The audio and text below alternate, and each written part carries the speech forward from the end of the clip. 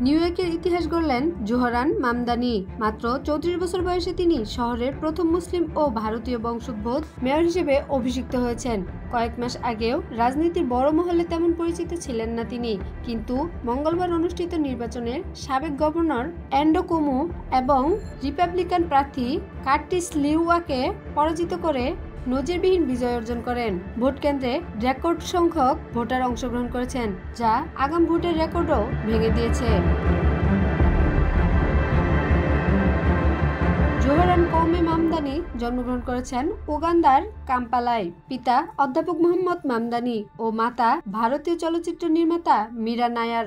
7 বছর বয়সে নিউ ইয়র্কে এসে বসতি স্থাপন করেন। মেইনের বোর্ডিয়ন কলেজ থেকে আফ্রিকান স্টাডিজে স্নাতক ডিগ্রি অর্জন করেন।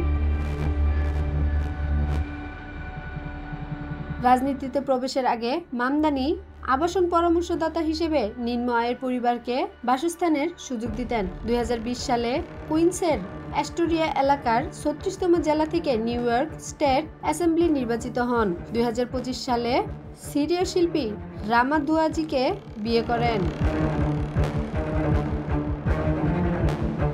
মামদানির রাজনীতির শুরুটা ছিল কমিউনিটি ভিত্তিক, ঘরে ঘরে গিয়ে ভোট চাওয়া, বহুভাষিক প্রচারণা ও স্থানীয় অনুষ্ঠানে অংশগ্রহণের মাধ্যমে তিনি দ্রুত পরিচিত হন। 2025 সালের জুনে ডেমোক্রেটিক কুমোকে পরাজিত করে মূল নির্বাচনে প্রবেশ করেন। এরপর স্বতন্ত্র প্রার্থী হিসেবে প্রচারণা চালিয়ে ভোটারদের মন জয় করেন। মামদানি প্রগতিশীল নির্বাচনী নীতি মূলত জনসেবা ও জীবনযাত্রার মান উন্নয়নে অগ্রাধিকার দেয়। তিনি শহরের বাসস্থানের সমস্যা সমাধান, ভাড়া বৃদ্ধি স্থগিত, সরকারি মালিকানাধীন সাশ্রয়ী আবাসন, বিনামূল্যে গণপরিবহন এবং শিশু সেবা সম্প্রসারণের প্রতিশ্রুতি দিয়েছেন। ধনীদের উপর কর বৃদ্ধি করে এসব কর্মসূচি বাস্তবায়নের পরিকল্পনা রয়েছে। আন্তর্জাতিক বিষয়েও তিনি স্পষ্ট অবস্থান নেন। গাজা যুদ্ধের সময় ইসরায়েলের নীতির সমালোচনা করেছেন।